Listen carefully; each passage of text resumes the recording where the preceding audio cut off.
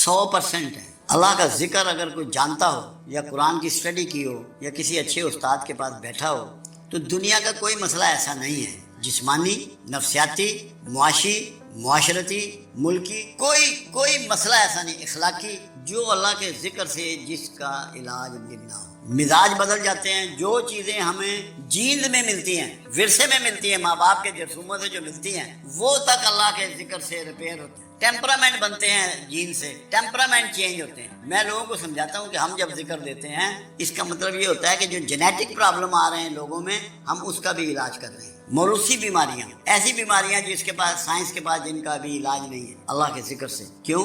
قرآن کا ایک چیلنج ہے کہ تمہارے دلوں کو اطمینان ہو ہی نہیں سکتا میرے ذکر کے بغیر۔ تو دل کے اطمینان کے لیے ضروری ہے کہ پیٹ کا درد بھی ٹھیک ہو، ورنہ دل تو مطمئن نہیں ہوگا۔ کمر میں درد ہے تو وہ بھی ٹھیک ہو، سر میں درد ہے تو وہ بھی ٹھیک ہو، پھوڑے نکل رہے ہیں تو وہ بھی ٹھیک ہو، ورنہ اطمینان کہاں سے ملے گا؟ اس کا مطلب یہ ہے کہ ان ساری چیزوں کا بھی علاج ذکر سے ان سب چیزوں کا بھی علاج ہے۔ پھر قرآن نے ایک بات کہی، یونس علیہ السلام کے بارے میں قرآن نے کہا کہ یونس تا قیامت مچھلی کے پیٹ میں رہتا اگر ذکر کرنے والوں میں۔ تو بڑے مسائل سے بھی نکلا جا سکتا ہے اللہ کے ذکر سے، بڑی مصیبتوں سے بھی نبر آزما ہوا جا سکتا ہے اللہ کے ذکر۔ یہ قرآن بتا رہا ہے۔ پھر اللہ کہتا ہے مجھے میرے پیارے ناموں سے یاد کرو، میرا ایسے ذکر کرو جیسے اپنے آبائزات کا کرتے ہیں۔ یہ آپ کو کیوں کہا گیا؟ پھر اللہ کے رسول صلی اللہ علیہ وسلم نے مختلف ذکر و اذکار آپ کو گائیڈ کیے، سمجھائے۔ ایسے لوگ آئے رسول اللہ کے پاس جو مقروض تھے، تو میرے آقا نے فرمایا یا ذل جلال والاکرام کثرت سے پڑھا۔ تو کوئی ایسا مسئلہ نہیں ہے جس کا علاج اللہ کے ذکر۔ ہمارا پرابلم یہ ہے کہ ہم 10 دن پڑھ کے چاہتے ہیں کہ 100 سال پرانا مسئلہ بھی آئے کہ ہلے تو یہ کم ہی نہیں ہوا، 6 دن تو پڑھ دیں۔ یہ نہیں ہو سکتا کہ اگر پراپر ذکر کسی گائیڈ نے آپ کو دیا ہے کہ کون سا لفظ کس طریقے سے آپ کی زندگی پہ، آپ کے پٹھوں پہ، آپ کی ہڈیوں پہ،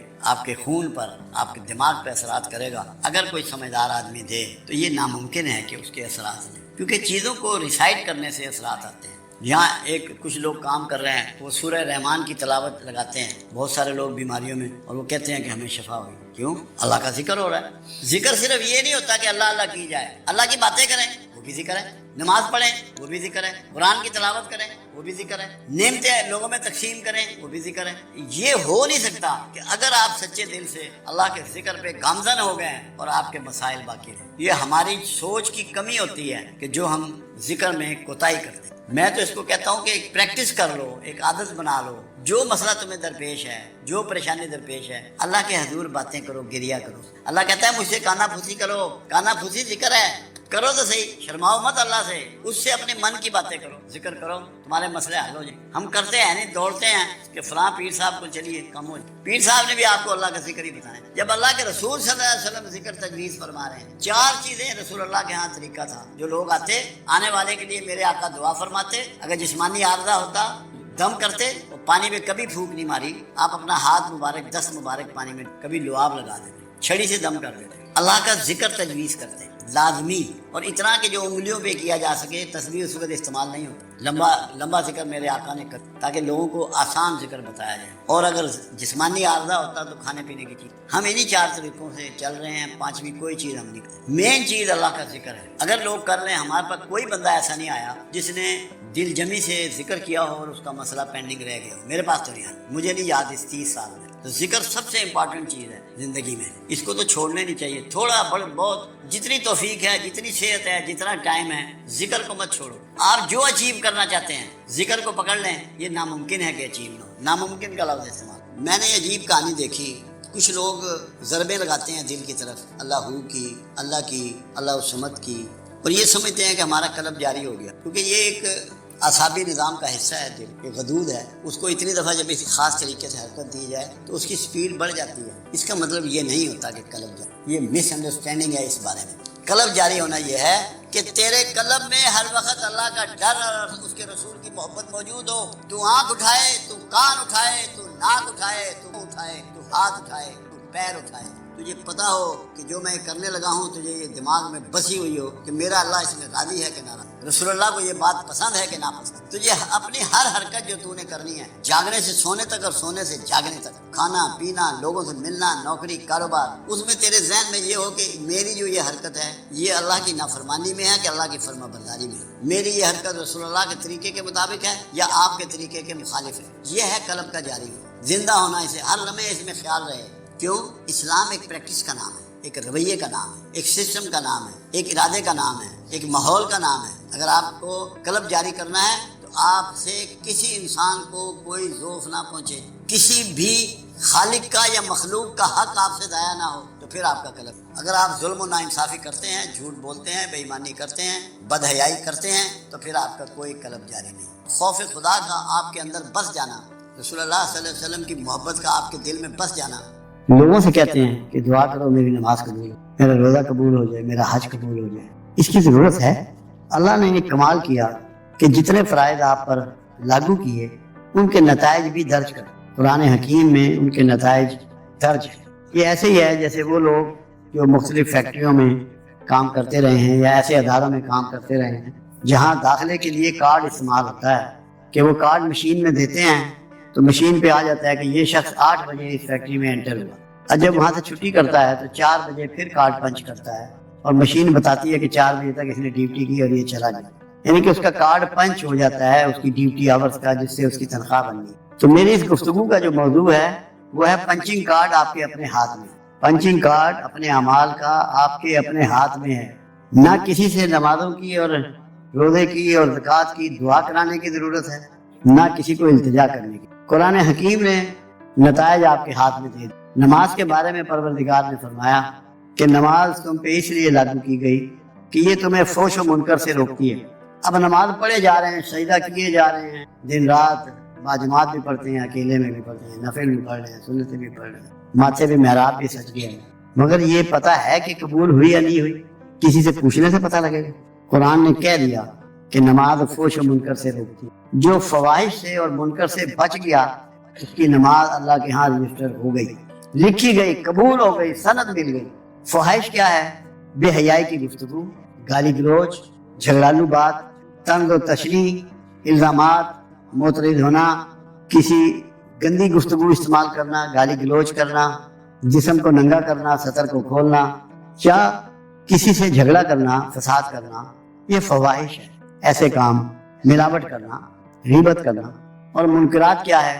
منکرات اس کو کہتے ہیں جس چیز سے پروردگار عالم نے آپ کو روک دیا وہ منکرات میں آتی ہے۔ اللہ کے قرآن حکیم میں اور اس کے رسول کے ذریعے 2 قسم کے احکامات ملتے ہیں، وہ جو کچھ کرنے کے لیے ہیں کہ آپ کو یہ کام کرنا ہے، اور وہ جو کچھ نہ کرنے کے لیے ہیں، جن کو نہ کرنے کے لیے پروردگار نے حکم کیا ان کا کرنا منکرات میں آتا ہے۔ اب ہم نے اپنے اندر جھانکنا ہے، اپنے اندر دیکھنا ہے، اپنے گھر میں بیٹھ کے، اپنے کمرے میں بیٹھ کے، اپنے بیڈ روم میں، اپنے باتھ روم، جہاں تنہائی میسر آئے، چیک کرنا ہے کہ میں فحائش اور منکرات میں کس میں مبتلا ہوں۔ ان کو میں چھوڑوں تو مجھے نماز کا کارڈ پنچ ہو جائے۔ جب تک آپ یہ ترک نہیں کریں گے آپ کے نماز کا کارڈ پنچ نہیں ہوگا۔ سورہ ماؤن اس میں کلیئر کرتی ہے کہ تمہاری نمازیں تمہارے منہ پر دے ماری جائیں گی۔ اس میں تشریح بھی موجود ہے کہ کن لوگوں کی نمازیں ان پہ منہ پر دے ماری جائیں گی۔ اس لیے جتنے بھی نمازی ہیں انہوں نے آج کے بعد یہ غور کرنا ہے کہ کیا میں نے اپنے منہ کو قابو کیا ہے، اپنے ہاتھوں کو قابو کیا ہے، اپنی زبان کو قابو کیا ہے؟ اگر ایسا نہیں کیا اور نمازیں میں پڑھے جا رہا ہوں تو وہ بیکار جا رہی ہیں، وہ اللہ کے ہاں رجسٹر نہیں ہے۔ ورنہ یہ کیسے ہو سکتا ہے کہ اللہ کے ہاں آپ کی نماز رجسٹر ہو جائے، قبول ہو جائے اور اس کے نتائج نہ آئیں؟ یہ تو ناممکنات میں سے ہے، یہ تو ممکن ہی نہیں ہے، ہو ہی نہیں سکتا۔ اس لیے اس پہ آپ نے آج سے غور کرنا ہے کہ کارڈ تو آپ کے ہاتھ میں اللہ نے دے دیا ہے، پنچ کر لو، پتہ لگ جائے گا نماز قبول ہوئی ہے کہ نہیں ہوئی۔ اسی طرح زکوٰۃ ہے، زکوٰۃ کے معنی ہیں یزکی کرنا، پاک کرنا۔ 2 معنی ہیں زکوٰۃ کے، ایک معنی فرما کرنے بھی، یزکی پاک کرنا۔ اب میں زکوٰۃ دے رہا ہوں مگر میری حرام کی آمدن جاری ہے، تو میرا روزے کا زکوٰۃ کا کارڈ پنچ ہو جائے گا؟ جی، تو مجھے پہلے حرام کی راستے کو روکنا ہے، اس کو ڈکا لگانا ہے۔ ابوبکر صدیق رضی اللہ تعالیٰ عنہ کا ایک جگہ کھانا ہوا، جب کھانا کھا کے باہر نکلے تھے انہیں یہ شک ہوا کہ شاید ان کی آمدن جو ہے وہ حلال کی نہیں تھی، تو گلے میں انگلیاں ڈال کے حلق میں کیا کر دیں؟ کیوں؟ نوالا حرام جو ہے وہ آپ کی روحانیت کا سب سے بڑا دشمن، جو آپ کا معاملہ جڑتا ہے کمری والے سے، آپ رسول اللہ صلی اللہ علیہ وسلم کے مقربین میں شامل ہوتے ہیں، ان کے قریب کے لوگوں میں شامل ہوتے ہیں، وہ حرام کھانے والا نہیں ہو سکتا بھلے آسمانوں پہ ہوئے۔ تو زکوٰۃ کا کارڈ کب پنچ ہوگا؟ جب حرام کا راستہ بند ہوگا۔ اگر کسی ذریعے سے بھی حرام کی آمدن آپ کے پیٹ میں جا رہی ہے، آپ کے بچوں کے پیٹ میں جا رہی ہے، آپ یقین کر لیں کہ آپ کو اللہ کا قرب نصیب نہیں ہو سکتا۔ چاہے جس مرضی عظیم ترین کسی صوفی کے ولی کے پاس پہنچ جاؤ، اس کے قدموں میں بیٹھ جاؤ، جو مرضی کر لو، کام تبھی بنے گا جب صحیح معنوں میں تمہارا مال مزکی ہو جائے گا، صاف ہو جائے گا، کلیئر ہو جائے گا، نتھر جائے گا۔ اس کو میں کہتا ہوں card in your hand, punching card in your own hand. تیسری چیز روزہ ہے۔ روزہ کیا چیز ہے؟ قرآن حکیم نے کہا کہ تم سے پہلی امتوں پہ بھی فرض کیا گیا، تم پہ بھی فرض کیا گیا کہ یہ تمہیں متقی بنائے گا، صاحب تقویٰ ہو جاؤ، تقویٰ نصیب ہو جائے گا۔ تقویٰ کیا ہے؟ کبھی سوچا؟ جتنی قوتیں اللہ تعالیٰ نے ہمیں عطا کی ہیں ان کا پراپر یوز تقویٰ ہے۔ دیکھنا ہے تو ٹھیک کو دیکھوں، سننا ہے تو ٹھیک بات کو سنوں، سونگنا ہے تو صحیح چیز کو سونگوں، بولنا ہے تو صحیح بات کروں، کھانا ہے تو صحیح چیز کھاؤں، پکڑنا ہے تو صحیح چیز سے پکڑوں۔ جب آپ اپنی قوتوں پر جو آپ کو نصیب ہوئی ہیں ان پہ گرفت لاتے ہیں، ان کو قابو کرتے ہیں، تو پھر آپ صاحب تقویٰ ہو۔ ایسے نہیں ہو سکتے روزے رکھتے چلے جائیں، روزے رکھ رہے ہیں، شام کو حرام کے مال سے افطاری کر رہے ہیں، لمبی میزیں بھری ہوئی ہیں افطاری کی، چیک ہی نہیں ہے کہ یہ مال کہاں سے آیا۔ اور تقویٰ ایک اور چیز کو بھی کہتے ہیں کہ جب تیری تنہائی پاک ہو جائے، ظاہرہ تو ہم عوام سے ڈر کے، ماحول سے ڈر کے، حکومت سے ڈر کے، معاشرے سے ڈر کے بہت سے کام چھپ کے کرتے ہیں۔ روزہ چیز ہی یہ سکھاتا ہے کہ اکیلے میں تم ہوتے ہو، گھر میں ہوتے ہو، نہ کھاتے ہو نہ پیتے ہو، تنہائی میں اللہ سے ڈرنے کا نام تقویٰ ہے۔ جب تم تنہائی میں اللہ سے ڈرنا شروع کر دو گے تو یہ سمجھ لو کہ روزے نے تمہیں بینیفٹ کر دیا، تمہارے روزے کی سند مل جائے گی، مگر اس کے لیے تمہیں جب برا خیال آئے، شیطان ہمارے پیچھے لگا ہوا ہے، نفس ہمارے پیچھے لگا ہوا ہے، نفس بھی ہمیں ورگلاتا ہے، شیطان بھی ہمیں ورگلاتا ہے، آپ نے جھٹکنا ہے اس کو، اعوذ باللہ من الشیطان الرجیم پڑھ کے، لا حول ولا قوت الا باللہ العلی العظیم پڑھ کے، رسول اللہ صلی اللہ علیہ وسلم کا نام لے کر۔ جب عمر کا نام لینے سے، عمر کے گلی میں گزرنے سے شیطان بھاگتا ہے، تو جب آپ کملی والے کا نام لیں گے اپنی تنہائی میں تو شیطان نہیں بھاگے گا؟ یہ کیسے ہو سکتا ہے؟ مگر دل سے، خواہش سے، اور یہ سوچ بنا لیں کہ مجھے شیطان سے محفوظ رہنا ہے، اور یہ تبھی ممکن ہے کہ جب اپنی تنہائی کو آپ پاکیزہ کرنے کی کوشش۔ جو استادوں سے وابستہ ہوتے ہیں یا اپنے مرشد سے وابستہ ہوتے ہیں، اس کا بھی یہی رول ہے کہ وہ آپ کو سٹرینسن کر دے، مضبوط کر دے کہ آپ نفس اور شیطان کے سامنے کھڑے ہو سکو، جہاد کریں۔ جو استاد آپ کو یہ تربیت نہیں دیتا کہ شیطان کے سامنے جرأت کے ساتھ کیسے کھڑا ہونا ہے، نفس کے سامنے جرأت کے ساتھ کیسے کھڑا ہونا ہے، وہ اپنا حق ادا نہیں کرتا۔ یہ ضروری ہے، یہ کارڈ کو اپنے ہاتھ میں لینا جو ہے یہ اسی طرح ہی ہے کہ آپ اس طرح روزہ رکھیں کہ آپ کی تنہائی میں کوئی دخل نہ کسی کا۔ جب کسی کا خیال آئے، چاہے سجدے میں چلے جائیں، چاہے اللہ سے ہاتھ جوڑ کے معافی مانگیں کہ یا اللہ مجھے اپنے نفس کی چالوں سے بچا، مجھے شیطان کی چالوں سے بچا۔ پھر اللہ آپ کی مدد کرے گا۔ اپنے مرشد کو یاد کر لیں، رسول اللہ کو یاد کر لیں، مگر بچنا ہے اس سے، ورنہ روزہ کوئی نہیں ہے، آپ متقی نہیں بنیں گے۔ اور ہے کیا ہمارے پاس؟ 3 کیٹیگریز ہیں ہماری۔ پیدائشی طور پہ ہم مسلمان ہیں، اللہ کی فرما برداری سے ہم مومن بنتے ہیں جب اللہ کا کہنا مانتے ہیں، اور جب تقویٰ حاصل کر لیتے ہیں تو متقی بن جاتے ہیں، اور متقی ہی کنورٹ ہوتے ہیں اولیاء اللہ میں، وہی شفٹ ہوتے ہیں اولیاء اللہ۔ متقی بنے بغیر کوئی شخص ولایت کے درجے پہ فائز نہیں ہو سکتا۔ جو مرضی وظائف کر لے، جو مرضی کر لے، اس کے لیے پرہیزگاری ضروری ہے، کیونکہ اللہ کے ہاں جو سب سے بڑی مرتبت ہے وہ پرہیزگاروں کی ہے۔ اب چوتھی چیز حج ہے۔ اللہ کے حبیب صلی اللہ علیہ وسلم کا فرمان ہے کہ جس نے یہ اراکین 5 دن کے پورے کر لیے، حج کیا، اور اس نے کوئی فحش حرکت ان دنوں میں نہ کی، تو وہ ایسا ہو جاتا ہے جیسے 1 دن کا پیدا شدہ بچہ۔ اب جو 1 دن کا پیدا شدہ بچہ ہے اس میں کیا کمال ہوتا ہے؟ اس میں عصبیت نہیں ہوتی۔ آپ نے اس کی طرف ہاتھ بڑھایا، وہ آپ کی طرف مسکرا کے دیکھنا شروع کر، اسے نہیں پتا کہ آپ کیسے بندے ہیں، کون سے مسلک کے ہیں، کون سی مذہب کے ہیں، کون سے طریقے کے ہیں۔ تو حج کا مطلب کیا ہے؟ ہر غصہ، ہر نفرت، ہر ضد، ہر عصبیت، ہر گروپ بازی، ہر تفرقہ، اس سے نکلنا ہے، ورنہ حج ہی کوئی نہیں۔ حج کا کارڈ پنچ نہیں ہوا۔ حج کا کارڈ تب پنچ ہوگا جب آپ معصوم بچے کی طرح اوپن ہارٹ ہو جائیں گے، ہر ایک کو ویلکم کریں گے، ہر ایک سے محبت کریں گے، ہر ایک کی عزت کریں گے۔ اگر یہ نہیں ہے تو اپنے آپ کو دھوکہ مت دیں۔ ہمارے یہاں لوگ حج کر آتے ہیں، مقدمہ جو چل رہا ہے وہ چل رہا ہے، دشمنی جس سے ہے وہ ہے، زمین پہ جو قبضہ ہے وہ ہے، جھگڑا بہن بھائیوں سے ہے، وہ مقدمات بازی ہو رہی ہے، مال لوٹا جا رہا ہے، ضد میں قتل کیے جا رہے ہیں حاجی صاحب کس کو دھوکہ دے رہے ہیں؟ اللہ کو۔ اللہ دھوکہ کھاتا ہے؟ وہ دھوکہ اسے دے سکتا ہے؟ اپنے نفس کو دھوکہ دے رہے ہیں جس نے انہیں ورغلایا ہوا ہے کہ تم حاجی ہو گئے ہیں، بڑا لطف آیا جی اسے۔ لطف کا کوئی چکر نہیں ہے، سمجھ یہ ہے کہ میری زندگی آ کے بدلی ہے یا نہیں بدلی۔ اگر میرے لین دین معاملات سب کچھ ویسے ہی چل رہا ہے، باخدا حج کوئی نہیں، دھوکہ ہے۔ سادہ کھانا، सादा दफ्तर, सादा घर, छोटा दफ्तर, छोटी गाड़ी, अपने आप को सुकेड़ कर। मैंने टीवी पे एक दफा प्रोग्राम किया था जिसका नाम मैंने रखा था रिवर्स गियर। उसमें मैंने यही कहा था कि पीछे आ जाओ वरना जिल्लत तुम्हारा पीछा कर रही है, तुम्हें नहीं छोड़ेगी। ये बात है कुछ 6 साल पहले की। मैंने कहा बिजली का बटन जलाने की ताकत ना रखोगे, तुम्हारे घर में बिजली मौजूद होगी। गैस इस्तेमाल नहीं करोगे, गाड़ी तुम्हारे घर खड़ी होगी, पेट्रोल ना डलवा सकोगे। पलट पलो, वापस रिवर्स लगाओ।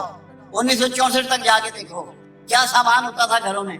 यूरोप जाके देखो उनके घरों में क्या सामान है, चाइना जाके देखो उनके घरों में क्या सामान है, इंडिया जाके देखो उनके घरों में क्या सामान है। कम सामान के साथ जीना सीखो, कम असबाब के साथ जीना सीखो।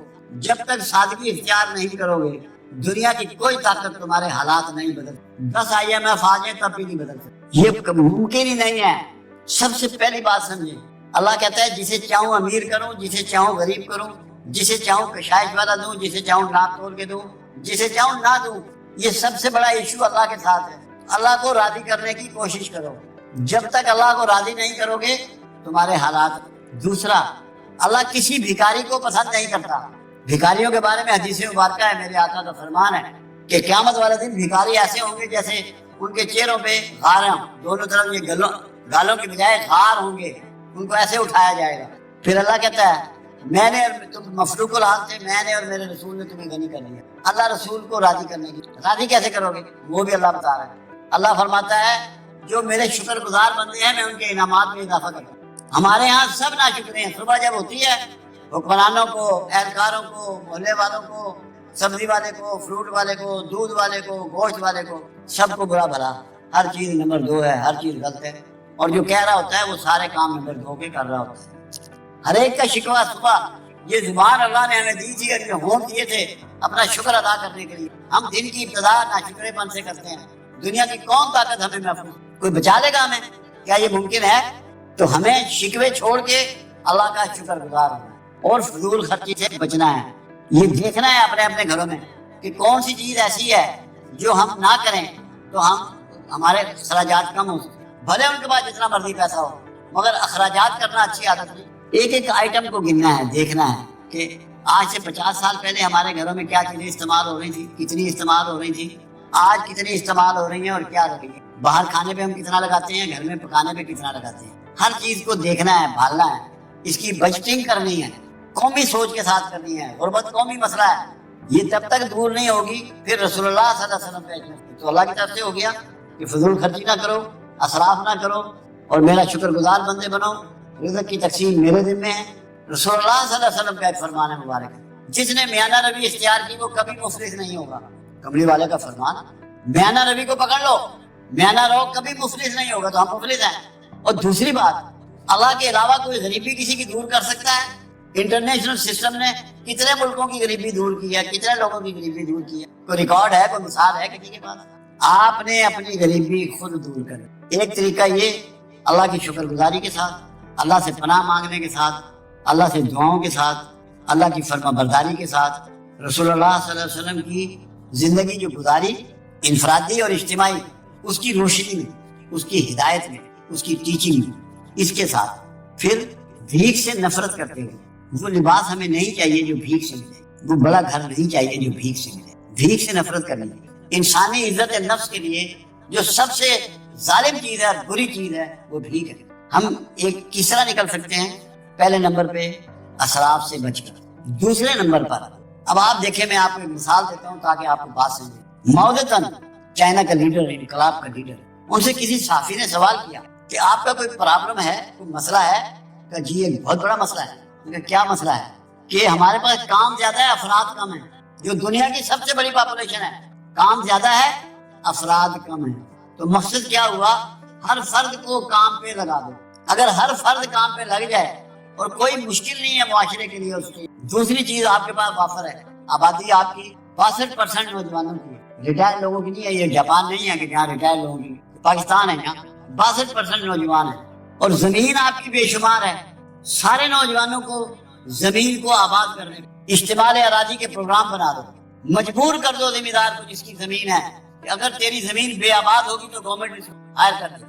नौजवानों को ये बता दो कि पाकिस्तान का कोई सड़क ऐसी ना हो जिसकी साइडें कच्ची हों वो आबाद कर दें, खेत आबाद कर दें, पहाड़ों को मिसमार करके उनको हमवार करके आबाद कर दें, एग्रीकल्चर मुल्क बन के दिखा दो, हर नौजवान को इस्तेमाल करो। मैं चाइना की डॉक्यूमेंट्री देखता हूँ, अशेज करता हूँ, औरतें, मर्द, बच्चे, बूढ़े, जवान अपने अपने हिस्से का सब काम कर रहे हैं। ये कसम खा लो कि हमने किसी के बाल पे जिंदा नहीं रहना, हमने अपने हिस्से का काम करना, अपने आप को 24 घंटे जुटा हुआ रखना है ताकि कौम की हालात सुधर के। कर्जों से 78 साल मेरी उम्र हो गई है, अभी तक हम कर्जे ही देख रहे हैं, कर्जों से कौम निकली नहीं। जब तक काम नहीं करोगे, खुद गैरत नहीं करोगे, तुम्हें कोई नहीं निकाल सकता। एक फार्मूला माओ ज़ेडुंग ने दिया कि जितनी आबादी है, जितने लोग हैं, उन सब जो स्किल अनस्किल दोनों तरह के काम मौजूद हैं मुआशरे में, मुमलिकत में मौजूद हैं। हर बंदे को काम पे लगा दो, वेले बंदे को बर्दाश्त ना करे किसी शक्ल में, वेला खेत बर्दाश्त ना करे, हर हाल में खेत आबाद हो। और एक फार्मूला कबीर दास ने दिया अमीर होने का, गुर्बत से निकलने का। एक तो माओ ज़ेडुंग ने दिया, पहले अल्लाह ने दिया, उसके रसूल ने दिया, फिर मैंने माओ ज़ेडुंग को कोट किया। अब कबीर दास, जैसे चाइना में कन्फ्यूशियस हुआ है, ऐसे इंडिया में कबीर दास हुआ है। हमें नहीं मालूम कि वो पैगंबरों में से था या पैगंबरों में से नहीं था, मगर जो उसकी सेइंग है वो कमाल की। कबीर दास कहता है, जो अमीर हुआ बचाकर हुआ, कमाकर नहीं हुआ। जो अमीर हुआ बचाकर हुआ, कमाकर नहीं हुआ। मिसाल दी, एक शख्स है 1000 रुपया रोज कमाता है और शाम को 1000 ही खर्च करता है। उसके मुकाबले में दूसरा शख्स है, वो 500 रुपया रोज कमाता है, उसमें से 20 रुपए बचाता है। अमीर कौन हुआ? जिसके अखराजात उसकी आमदन से कम है, वो अमीर हो जाएगा। ये असूल दिया, और दुनिया ने इस असूल को कैसे अपनाया? जो इकोनॉमिक्स के माहिर हैं वर्ल्ड में, वो ये कहते हैं, जो फर्द, जो अदारा, जो मुमलिकत अपनी आमदन का 20% सेव नहीं करती, वो सर्वाइव नहीं करती। पाकिस्तान में पता नहीं कैसी फिगर है, मुझे नहीं मालूम, 7% से ऊपर सेविंग नहीं है, 7% से ऊपर सेविंग नहीं है। हमें अपनी सेविंग को 20% बढ़ाना है, फिर हमें किसी IMF की, किसी तरले की, किसी मुताजी की जरूरत नहीं पड़ेगी।